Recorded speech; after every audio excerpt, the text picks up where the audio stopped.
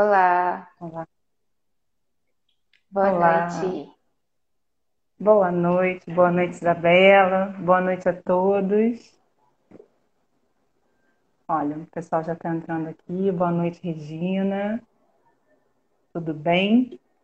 Som tá bom para vocês? Vídeo, pelo visto ali da comunicação, acho que está tudo bem. Bom, pessoal, hoje a gente tem o prazer aqui de receber na Hanoi Isabela Arruda, né, autora desse livro aqui, olha. O pessoal está chegando, daqui a pouco eu mostro de novo. A luz melhorar aqui. Histórias para Despertar, de Isabela Arruda. E não é um lançamento, na verdade é uma nova edição, é um relançamento, né, Isabela? Sim, isso mesmo. Tudo bem? Nós vamos então hoje falar um pouquinho sobre a história do livro. Uma grande, grande felicidade em receber vocês. Obrigada, pessoal, pela presença. Tendo perguntas, enfim, sugestões aqui, ideias, mandem que a gente está com o pessoal aqui recebendo e me comunicando as perguntas, tá bom? Isabela Arruda, que prazer falar com você. Nós, então, podemos começar pelo começo, assim, né? Como é que nasceu esse livro? Quando é que nasceu? Ele tem uma história interessante, né? Um livro que vem crescendo junto com você, eu acho. Sim, sim. Histórias para Despertar começou quando eu tinha 13 anos.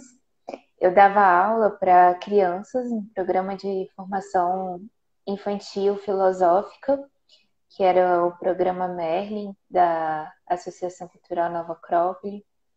E nesse programa eu dava aula para crianças de 5 até 12 anos por aí. E aí eu sentia muita falta de ter um material filosófico que falasse a linguagem dessas crianças. E normalmente, bom, quando a gente fala de filosofia, normalmente a gente pensa em algo complexo, algo difícil. Na Nova Acrópole tem uma abordagem mais clara, mais prática, mais aplicada, mas ainda sentia falta de uma linguagem infantil em forma de contos, em forma de mitos. Então, daí que surgiu a ideia de transformar algum desses temas em contos, em histórias, para poder ensinar essas crianças. Transmitir um pouco da essência dos ensinamentos da filosofia através desses contos, desses mitos. Então, eu, com 13 anos, eu comecei a escrever algumas dessas histórias e eu concluí quando eu tinha 15 anos. Teve uma pausa no caminho, né? Contei com a ajuda de várias pessoas também. Uma grande amiga minha, Juliana, que trabalhava comigo também na época, também ajudou na elaboração de algumas histórias. E assim, bom, esse foi um pouquinho da história, de como é que surgiu Histórias para Despertar. Que missão, né, Isabela? Porque filosofia para crianças de 5 anos é uma, né, de 5 a 12 também não tinha uma diferença muito grande de idade, né, sua para elas, né? E que Não, ousadia, não tinha esse material e você resolveu criar. Isso é muito interessante, né? exato. Eu era assistente, instrutora assistente, assim, né, dessas crianças. Mas, bom, quando eu entrei, eu tinha uma idade até próxima, né, de algumas delas. Mas, enfim, foi muito bom. Foi, para mim, eu sempre gostei muito de ler, de histórias, de contos. E sempre gostei de transmitir isso de uma forma mais acessível para que as pessoas pudessem entender, para que as crianças conseguissem compreender aquelas coisas. Então, para mim, foi um trabalho muito prazeroso poder fazer isso. Uhum. Dá para sentir na leitura do livro, na construção do texto, a gente sente isso. Quem tiver a oportunidade de conhecer. E eu queria te perguntar também, o livro ele tem um título muito sugestivo, né? Histórias para Despertar. E aí eu queria conversar um pouquinho com você sobre isso, né? O que que é esse momento de despertar, por que despertar, né? Entre dormir e despertar, como é que a gente pode distinguir e pensar nisso de uma forma assim mais profunda, né? Porque eu acho que a gente nem abriu o livro e já começa a pensar um pouquinho sobre por que que a gente conta uma história, para que a história serve. Exato. Bom, o termo despertar, ele vem muito no sentido do que a própria filosofia fez comigo e com várias outras pessoas, né? Despertar para uma visão mais profunda da vida, do sentido da vida, de por que estamos aqui, de por que, enfim, por que vivemos, de onde viemos, para onde vamos. Essas são questões fundamentais humanas. Só que a gente não para muito para refletir sobre elas. Então, o despertar é muito no sentido de despertar para, para o que de fato estamos fazendo aqui enquanto seres humanos. Qual que é o nosso propósito de vida? E algumas pessoas podem pensar, bom, mas crianças talvez um pouco cedo para falar disso, mas não. As crianças são, às vezes, os maiores filósofos, né? Porque elas não têm medo de questionar, elas são muito curiosas, muito inquietas. Então, elas têm esse espírito filosófico até mais avivado, né? Mais presente. Depois, quando a gente vai crescendo, vindo outras coisas, e a gente acho que se acomoda um pouco na vida, do tipo, a vida não tem um sentido e é assim mesmo, é como as coisas têm que ser. Mas elas não precisam ser assim. E estar desperto é estar acordado para esse sentido mais profundo da vida. Que a vida não tem um significado tão raso de simplesmente acordar, comer, dormir, acordar novamente, sabe? Aquela coisa do dia a dia que é um pouco maçante e que aos poucos vai apagando essa nossa vontade interna de viver realmente, de se desenvolver, enfim. Então, estar desperto é estar presente e estar e entender esse sentido mais profundo da vida, estar vivendo conforme ele. Acho que esse é o principal, assim. Quer dizer, será que na nossa vida, a maior parte do tempo, a gente está desperto realmente? Ou a gente está mais dormindo do que realmente acordado, né? Se a gente for associar dormir com um estado de inconsciência. Bom, o pessoal já está aqui falando, olha, meu filho tem 3 anos e adora o livro. A Kênia também está falando que te acompanha aí desde 2009, que assistiu o lançamento lá quando você tinha 15 anos. E eu acho muito interessante quando você fala, porque não um exemplo vivo, né? Assim, não tinha um material adequado, e aí você estava desperta ali para essa necessidade e foi atrás, né? Então é o que você falou, né? Não é estar vivo e entender que é como que as coisas são assim, né? Acho que tem Exato. na própria história do livro já tem um pouco de inspiração. E eu queria te perguntar, assim, às vezes a gente compra um livro, né? Os pais vão atrás de um livro e tal, porque tem um apelo visual, ou porque tem um personagem interessante, né, e tal, e tem o costume, né, de contar uma história para a criança dormir, né? E o objetivo maior ali é fazer a criança dormir. E esse livro ele tem um outro viés, né? É, o objetivo é fazer a criança despertar de alguma forma. Não, pode ser que não literalmente, porque às vezes o que os pais precisam é fazer as crianças dormirem, mas é muito importante que a gente tente puxar das crianças aquilo que elas têm de mais é, de mais questionador, assim, que a gente não tente abafar as perguntas delas, as indagações que elas fazem diante da vida, que às vezes a gente até por preguiça, né, resolve ignorar ou dar um computador, dar alguma coisa para a criança se distrair e não continuar questionando, não continuar investigando. Mas é muito importante que a gente tente incentivar isso nelas, porque isso vai fazer com que esse lado filosófico, muitas vezes, aflore e continue ao longo da vida. Isso é algo muito importante para que elas, enquanto adulto, possam se desenvolver, possam, enfim, crescer como pessoas realmente mais conscientes, né? Essa estratégia de contar uma história antes de dormir, particularmente comigo, nunca funcionou. Porque quando eu gostei de história, eu ficava curiosa para saber o que ia acontecer depois. Então, eu acho que não é uma estratégia muito boa. Porque se a criança Ó, é curiosa, ela vai ficar mais curiosa ainda e não vai dormir, não vai te deixar dormir. já tá respondendo aqui, ó. O pessoal está perguntando sobre a sua infância, né? Se você ouvia muitas histórias, se isso influenciou no livro, então já está respondido aqui.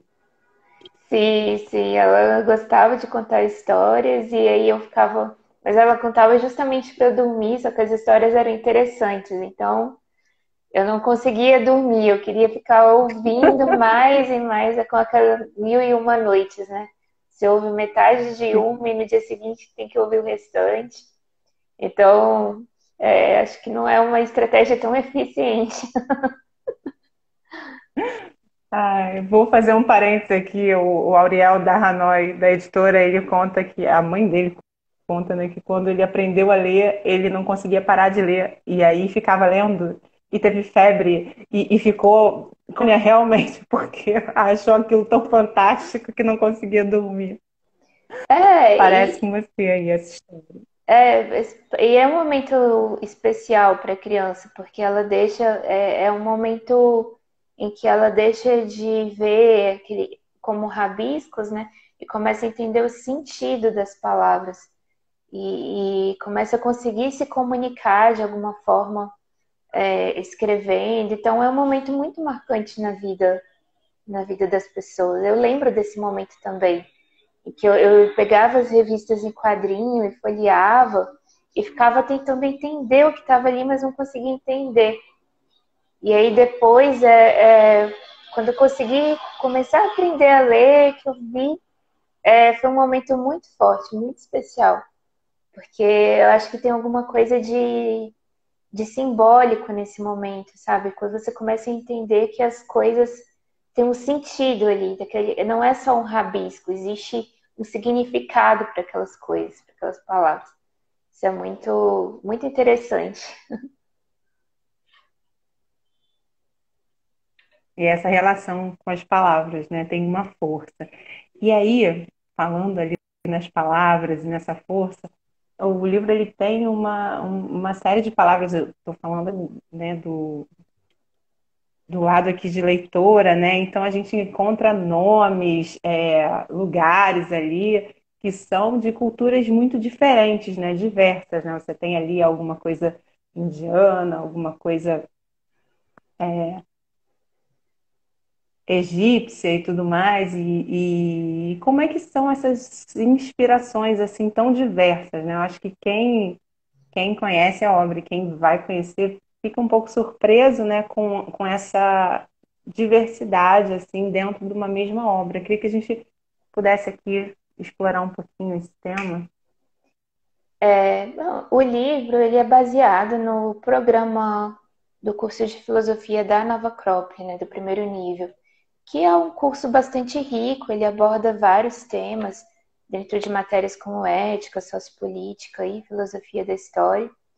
Então, a inspiração vem diretamente daí, dessas matérias em que tem ética, Egito, tem Índia, tem filosofia tibetana, Grécia, Roma, enfim, tem bastante coisa. E é muito bacana porque vai trazendo um pouco da essência dos ensinamentos de cada uma dessas civilizações, né? E dá um panorama para gente que às vezes a gente não tem oportunidade de conhecer. Por exemplo, o Bhagavad Gita é um livro sagrado da Índia, né? Bastante conhecido lá. Mas aqui no Brasil, por exemplo, a gente por que a gente conheceria esse livro, né? Porque a gente não vê na escola, não existe uma cultura que incentiva isso, a leitura, o estudo.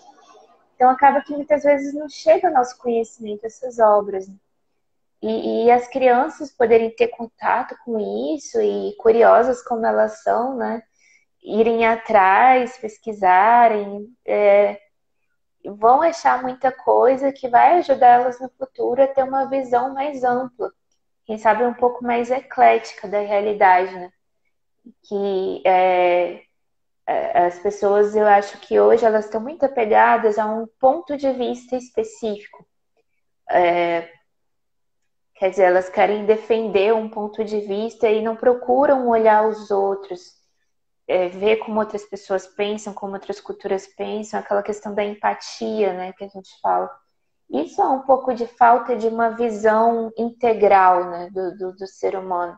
Eu acho que trazer isso para as crianças, já pequenas, mostrando para elas que, olha quantas culturas existem, olha como de diferentes formas elas falam as mesmas coisas.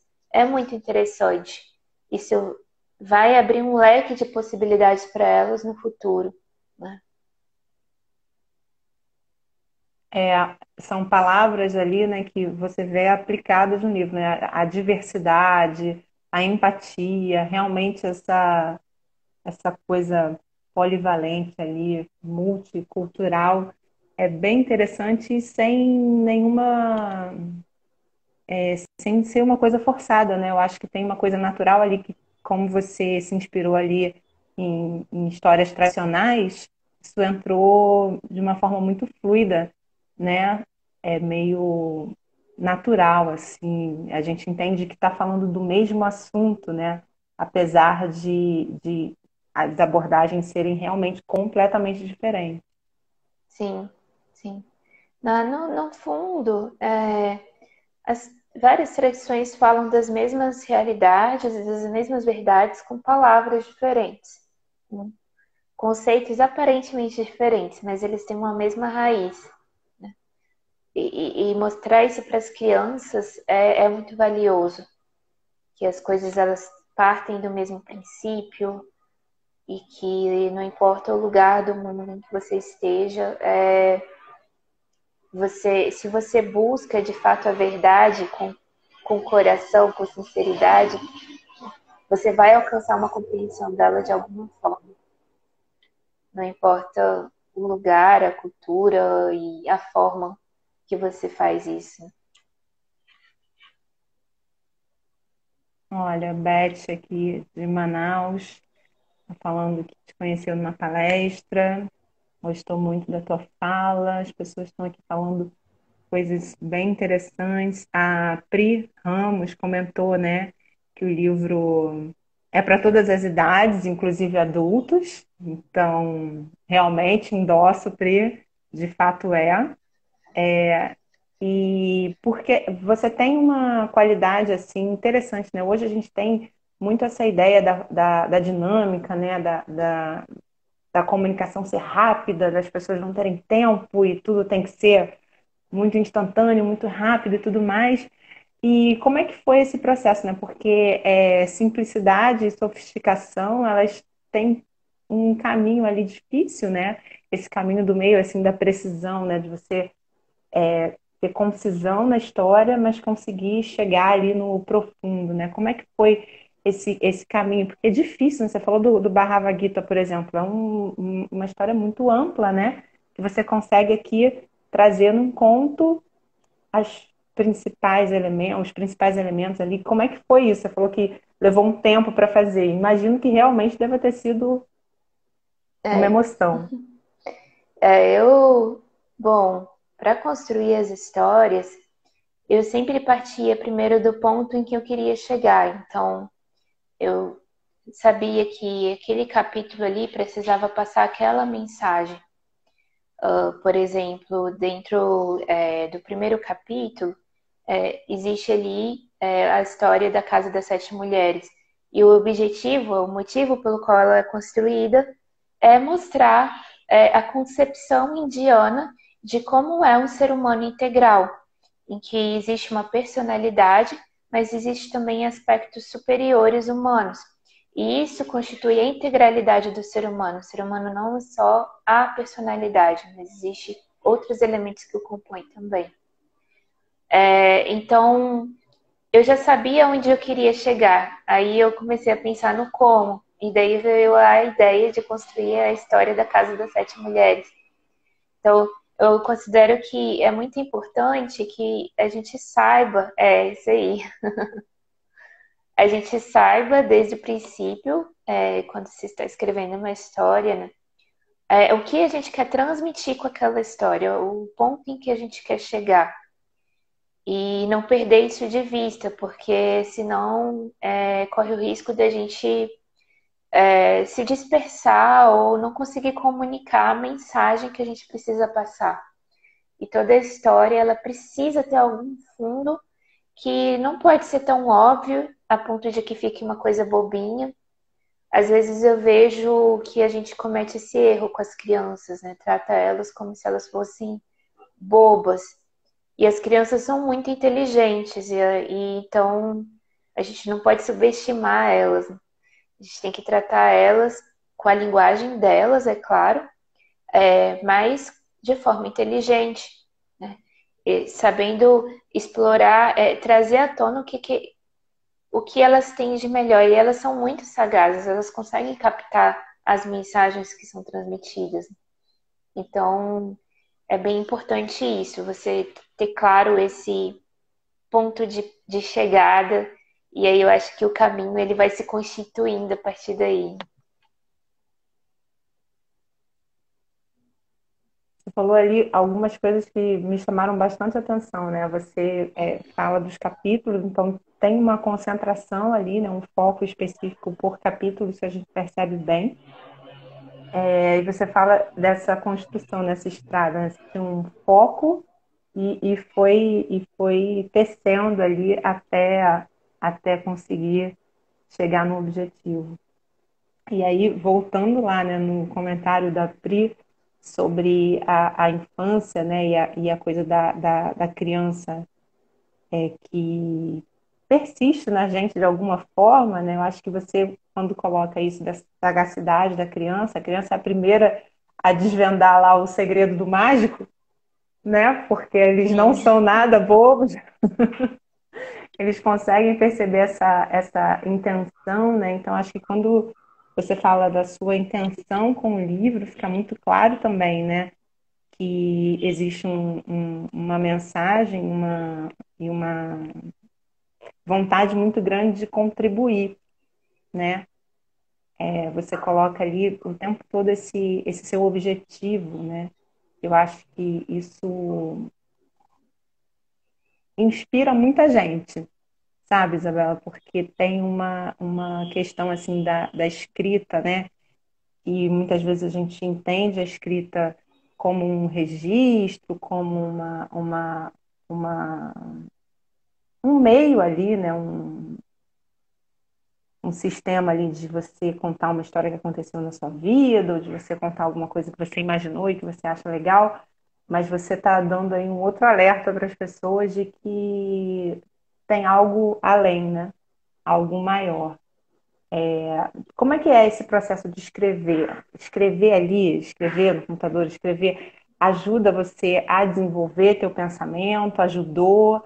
Ou já estava o pensamento pronto, a escrita foi só ali a parte material? Como é que é esse processo?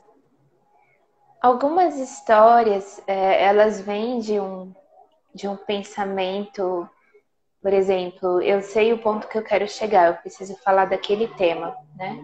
A Constituição Septenária. Então, eu fico com aquilo na cabeça durante o dia, ou às vezes durante até a semana, e de repente, em um momento em que você está mais relaxado, vem uma ideia, porque você não está pensando naquilo, mas inconscientemente aquele pensamento está lá, você está trabalhando ele de alguma forma. E de uma hora para outra ele aflora, e ali vem uma ideia de uma história. Você tem que registrar, porque se você não registra, isso passa, né? E tá conseguindo me ouvir bem? Sim, sim, Ah, ouço tá, deu bem. uma travadinha. Deu Então, uma giradinha, mas é, então é bem importante que a gente registre quando vierem essas ideias e que a gente também tenha paciência, porque o processo criativo, ele não é algo que você pode forçar ali, né, como se fosse uma coisa automática, assim. Você tem que criar um ritmo, mas você tem que ter paciência, porque vão ter momentos em que nada vai aparecer. Porque existe uma parte que depende de você, que é sentar, parar e escrever, ter esse ritmo. Mas existe outra que é aquela da musa da inspiração, que ela aparece, mas não é sempre. Só que você tem que criar um ambiente propício para que ela possa aparecer. Então você tem que ter um ambiente para fazer isso, ter um horário para fazer, ter um ritmo para poder escrever. No meu caso, para concluir o livro, eu estabeleci que todo sábado à noite, ali, de tal hora a tal hora, eu ia fazer isso. E aí, durante um tempo, inclusive, foi um processo conjunto ali, que tinha uma amiga minha, a Juliana, trabalhava comigo com as crianças, inclusive. Eu convidei ela, ela topou, e a gente, naquele horário, a gente reservava para isso, conversava, trocava ideia, e às vezes, dali daquele momento, surgia alguma coisa, às vezes não. Então, é bem importante ter esse ritmo e essa organização, mas saber que é uma coisa que não depende só de você e não é uma coisa mecânica, automática. Existe uma parte que não vai depender de você. a Fernanda Oliveira está aqui com a gente também. Ela também é uma autora da Hanoi e ela fala sobre isso um pouquinho, né? Que é uma sementinha, né? Que você tem que regar e aí ela vai brotar em algum momento ali. E tem que ter é esse cultivo mesmo, né? Um cultivo da palavra, né? Você no início falou sobre essa coisa bonita, né? Que nasceu ali quando você aprendeu a ler, entender que aquela palavra tem uma vida, né? Tem um significado. Aí eu acho que a gente casa um pouquinho os dois assuntos, né? E tem essa emoção ali, tem que saber lidar, né? Um pouco de entender que aquilo ali tem uma vida, né? Exato. Escrever é um ato, como ela falou, achei o exemplo perfeito, né? É o ato de regar uma plantinha. A plantinha vai crescer, vai se desenvolver e esse processo não depende de você. Mas o ato de ir lá todo dia regar, adubar, cuidar dela, dar atenção, isso depende de você. Eu vejo muitas pessoas que acham que não são capazes de escrever, mas que nunca tentaram e não criaram um ritmo para fazer isso.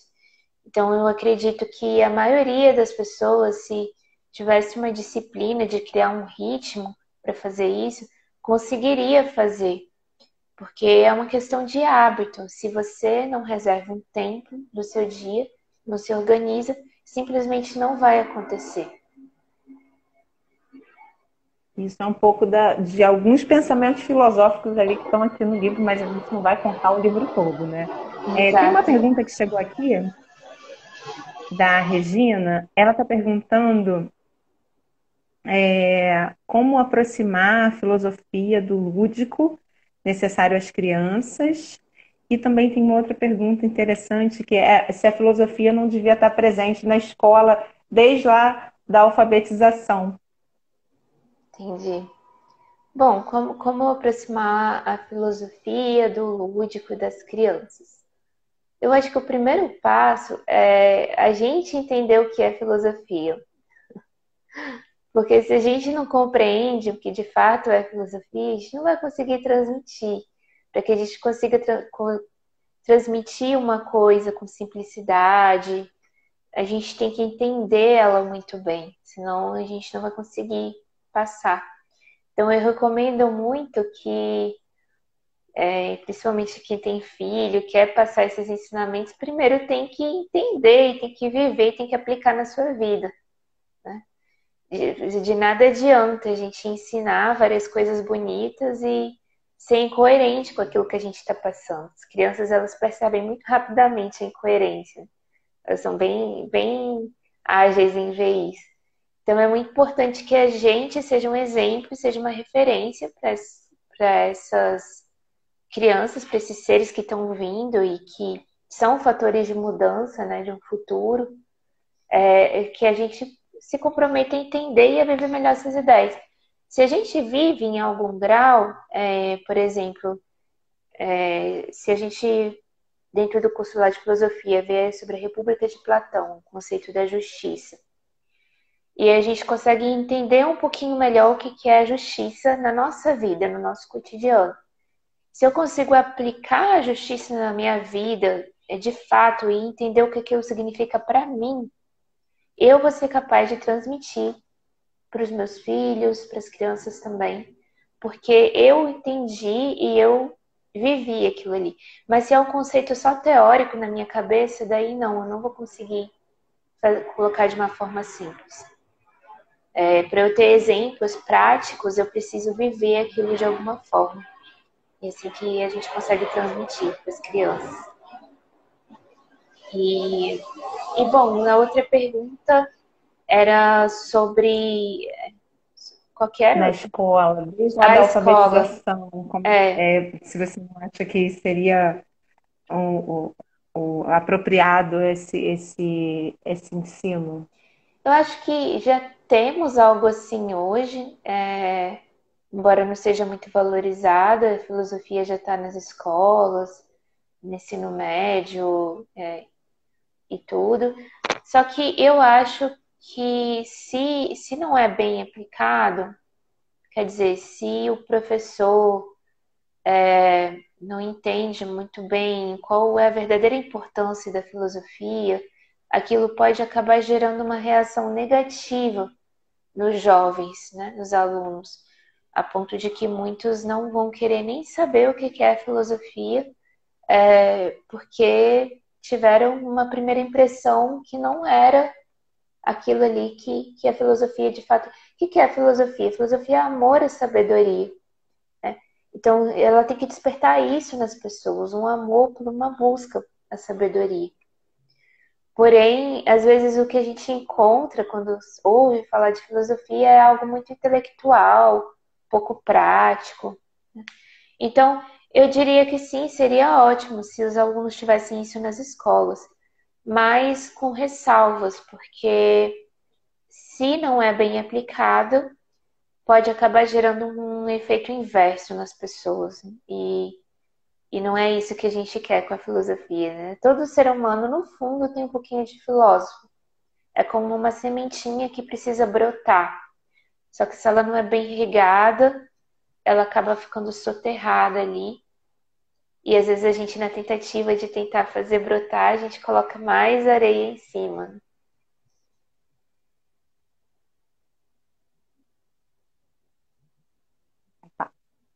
Perfeito. O pessoal aqui dando oi, algumas pessoas entrando agora, Camila, Fernanda, a Auriel aqui comentando, né, que o primeiro contato não foi bom, um conteúdismo assim vazio, às vezes acontece, né? Como a Isabela Exato. falou. A gente tem, então, esse caminho, né? Você fala um pouquinho dos exemplos aqui, né, em como a gente vai formar, né, o filósofo, o leitor, né? Então a gente fala muito sobre isso, né? Como é que a gente forma leitores, como é que a gente forma leitores, e aí você está falando um pouquinho, né, lendo, né? A gente indica, então, a leitura, o desenvolvimento, e aí queria falar um pouquinho, olha, das ilustrações do livro, pensando assim, que essa entrada às vezes pode ser mais brusca, menos lúdica, mais lúdica, e aí a gente tem um livro que tem histórias, que é ilustrado, acho que a imagem também pode ser um caminho, não, Isabela, para a gente conseguir alcançar ali, naquele lugar, desconstruindo um pouco essa memória da palavra ali, um pouco ainda vazia, um pouco ainda distante. Como é que é isso? A imagem ajuda? As imagens, elas são importantes, principalmente no livro infantil, né? Porque estimula um pouco a imaginação. Eu diria assim que elas são importantes, não em excesso, porque é importante permitir com que as crianças criem suas próprias imagens também. Porém, existe um aspecto lúdico aí, né, da imagem, que está muito relacionada com a questão da infância, do brincar. Então, é importante, né? Mas é importante também que a gente incentive esse desenvolvimento da imaginação das crianças. Eu vejo que hoje, como as crianças estão muito acostumadas a ficar em computador, a assistir filme, são meios de informação que tudo já vem muito pronto, não existe nenhum esforço, é um tipo de lazer que ele é muito passivo. Então, não existe nenhum esforço, por exemplo, da criança de criar essas imagens a partir do zero, como é feito na leitura, né? Que você vai narrando a história ali e a criança já vai imaginando um monte de coisa, criando um universo. Hoje não, é um tipo de passatempo, de lazer que não incentiva em nada esse desenvolvimento da criatividade. Eu vi um estudo recente que já dizia, né, que essa geração que vem muito ligada no digital, ela tem um nível de criatividade inferior já. E eu imagino que tem alguma relação com essa questão de não incentivar com que as crianças imaginem esse universo, esse mundo, né, próprio. Então, é bem importante. Por isso que a gente dá desde cedo ali o papel, a caneta, o giz, para que as crianças comecem a projetar ali suas próprias imagens, né? Esse é um momento bem importante para elas. Inclusive, dentro do livro, muitas das ilustrações que estão no livro foram feitas pelas próprias crianças, Era aí do que eu queria projeto, chegar. exatamente. Então, através dessas atividades, então, como é que eu fazia na época? Eu contava a história, falava, bom, gente, agora vamos desenhar aquilo que vocês imaginaram, aquilo que vocês entenderam.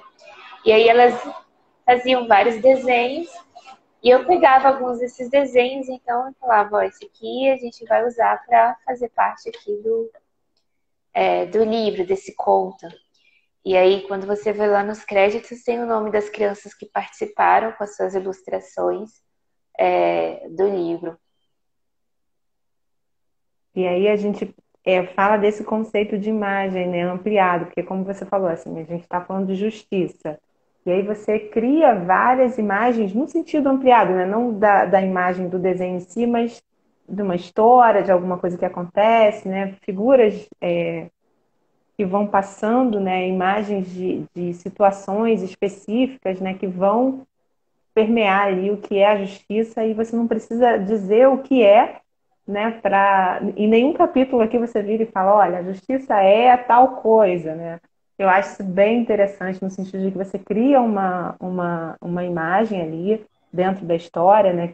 Conduz para uma afirmação, mas que é construída na leitura, né? Acho que quando você falou sobre a inteligência da criança, né? Essa parceria com o leitor e esse contato com uma história que você constrói dentro de si, é a parte mais bonita, assim, que eu acho que é mais agradável, é mais interessante e um alerta, assim, para a gente, né? Falo da minha posição de mãe também, né? Quando formos procurar alguma coisa, é, tentar enxergar ali, né? Se está tudo dado, né? Se existe esse espaço, se existe esse campo aberto criativo, né? Se o livro é realmente uma obra aberta que traz uma oportunidade para a sua criança ou se é um ambiente ali de entretenimento, né? Como você bem apontou, estamos bem servidos aí de entretenimento passivo hoje em dia. Exato.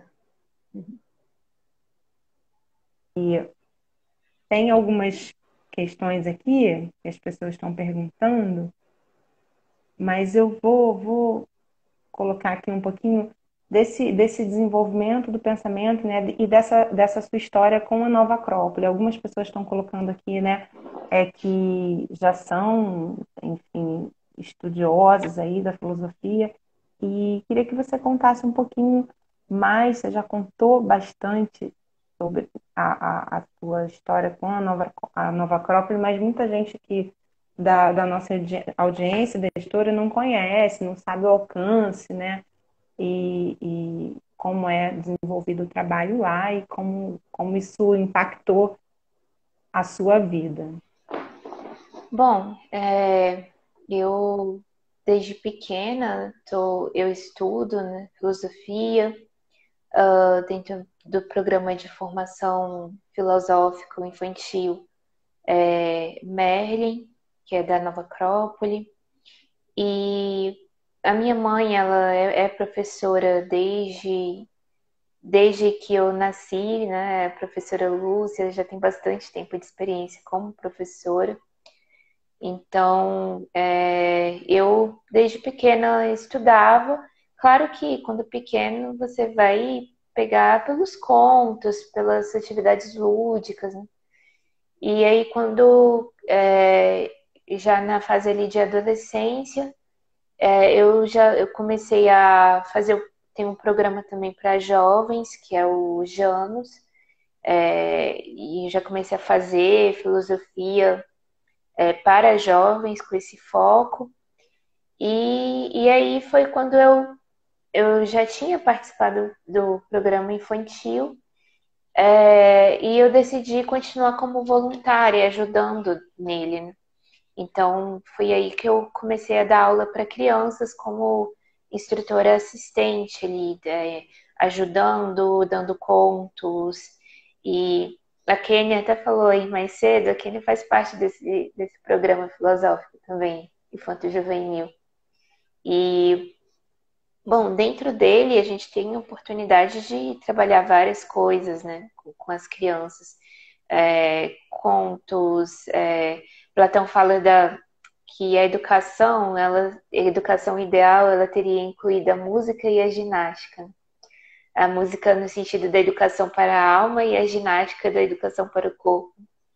E lá a gente tentava passar um pouco desses princípios, né? Então, a filosofia aplicada aos contos, aulas de balé, aulas sempre dadas por voluntários que faziam cursos de filosofia também.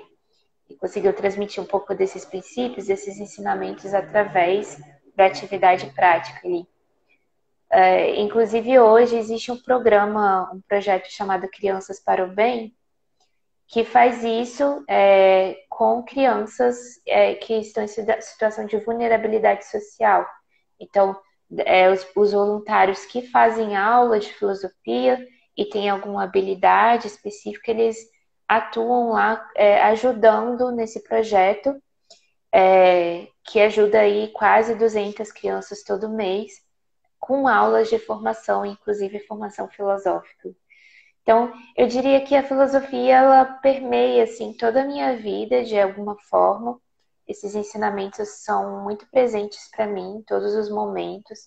Eu hoje sou professora dentro da Nova Acrópole, não profissionalmente, mas eu sou professora de filosofia dentro da Nova Acrópole. E várias dessas coisas que eu aprendi nesse período me servem até hoje. Exemplos que eu dou em sala de aula com os meus alunos, as histórias que eu conto para eles, vem muito desse período, desses aprendizados, desse momento. Ah, muito legal. É importante assim a gente ver, né, que existem muitas janelas aí, oportunidades e espaços aí, né? Você fala sobre um programa que acontece para os pequenos, para os jovens, nós adultos também podemos e tudo mais. Existe uma produção também muito interessante, né? A gente hoje aqui especificamente falando do Histórias para Despertar, mas existem outros títulos ali que são recomendados, né? Então acho que você aponta muitos caminhos, né, importantes aí para a gente seguir, entendendo que não está dado, né? A gente vai construindo esse universo com as nossas mãos. Você falou uma coisa muito interessante da sua hora de escrita, né? E também da sua hora de voluntariado. Como é que é isso? A hora que você produz, aquela hora, ela fica ali, você fala o tempo todo sobre isso, né? Aí passa o dia pensando, vai construindo, faz parte da vida, né? A gente às vezes acha que a filosofia está ali quando a gente está estudando, né? E aí depois a coisa se vai, né? E pela sua fala a gente vê que não. O ideal é que a filosofia ela seja um guia de vida realmente, que a gente o tempo todo esteja atento, tentando viver de acordo com esses princípios. O filósofo Marco Aurélio ele tem uma frase que eu gosto bastante, que ele diz que a gente deveria viver de tal forma que qualquer pessoa pudesse ler os nossos pensamentos, a gente não sentisse vergonha disso. Ou seja, um estado de coerência interior e de saber que ser como um diamante, né? Que o sol bate e a gente deixa com que a luz passe e ilumine outras pessoas também. Isso deveria ser nossa meta, nosso ideal de vida. E a filosofia vem muito nesse sentido, de ser esse polimento, né? Dessa pedra nossa que às vezes ainda está muito rústica, muito cheia de coisas que não são a gente, mas com as quais a gente se identifica. A filosofia é uma forma de ir polindo isso aos poucos para a gente encontrar essa forma essencial que é o que nós realmente somos. Então eu diria que é um estilo de vida, não é como assim, esse momento eu vou viver a filosofia. Todos os momentos eu posso viver a filosofia de alguma forma. E sobre a escrita, a gente precisa, para tudo que é importante na nossa vida, a gente precisa reservar um tempo para poder se dedicar àquilo. E a escrita é a mesma coisa, a gente precisa reservar um tempo para poder deixar com que isso apareça, porque senão a vida é como um rolo compressor, né? As coisas vão acontecendo, a vida vai passando e a gente nunca tem tempo e a gente acaba não fazendo aquilo que é essencial para a gente. Então é importante reservar um tempo e um espaço para dedicar as coisas que são importantes para a gente. E se a escrita é algo importante para você, então isso deve também estar reservado ali com um espaço importante na sua agenda. E a leitura? A leitura também tem que ter um espacinho aí na agenda, Exato, não é não? exato. Às vezes a gente complica um pouco as coisas, né? Acha, eu tenho que ter uma hora para ler, ou eu tenho que ler um capítulo por dia. Mas se a gente pega 10 ou 15 minutos que a gente às vezes passa olhando o WhatsApp ou o Instagram, já daria para a gente ler bastante coisa. Então, existe uma certa preguiça ali disfarçada, né, que faz com que a gente não pegue as coisas para ler, porque a gente acha que não tem tempo. A leitura é um exercício. Se a gente tem tempo para passar 10 minutos nas redes sociais, a gente também tem tempo para passar 10 minutos lendo todo dia. E a gente pode se surpreender com o que 10 minutos de leitura podem fazer todos os dias, no sentido de melhorar a imaginação, e melhorar a concentração, vários benefícios. O pessoal está perguntando aqui se o Histórias para Despertar é recomendável para ler antes de dormir, nesses 10 minutinhos aí antes de dormir. Você tem que ver como não só histórias para despertar qualquer outro, né? Tem que ver o horário que funciona melhor para você. às vezes a gente lê com o intuito de dormir. Eu acho, não recomendo muito porque o cérebro começa a associar isso com dormir. E aí você vai tentar ler em outro horário e você vai sentir sono. Porque o cérebro já associou que quando você lê, você vai dormir. Então, evite pegar um livro com a intenção de dormir. Porque pode Esse é até para despertar. funcionar, mas pode vir contra no momento que você precisa também. Mas são dicas ótimas, assim, né? Do tempo que a gente tem, né? Naquele tempo escondido, né? Que é entre uma coisa e outra, numa fila, em algum lugar, você ter alguma coisa acessível ali para ler ajuda muito, né? Sim. A Thaís Pequeno está aqui mandando toda a sua admiração para você. Diane está dizendo que lê por capítulo com a filha dela. E estão gostando muito. Enfim, a gente tem ali uma audiência muito querida e simpática, com uma autora também muito cheia de entrega, né? Foi um dos comentários aqui do pessoal, né? Como a entrega é grande. E a gente queria também, assim, já estamos aqui quase em uma hora, eu vou te pedir mais uma coisinha assim para a gente pensar nas crianças de todas as idades, né? Eu acho que a gente falou muito sobre isso, né? Desse alargamento ali, dessa possibilidade desse livro ser apreciado por todas as idades. Então, acho que eu gostaria assim só de pedir um recadinho, se você pudesse, com essa sua habilidade aí de simplificar as coisas, mandar um recadinho para as nossas crianças de todas as idades. Bom, eu recomendo não só o meu livro, mas a filosofia de forma geral. Eu acho que ela não tem idade. Existe uma frase bonita do fundador da Nova Acrópole, do Jorge Ângelo Braga, que diz que a alma sempre é jovem quando ela está banhada, quando o seu coração está banhado por sempre se é jovem quando o seu coração está banhado por um ideal de juventude. Então, qual é o nosso guia, nosso ideal de vida, né? Se a gente busca algo que nos renova todos os dias, isso nos torna eternamente jovens.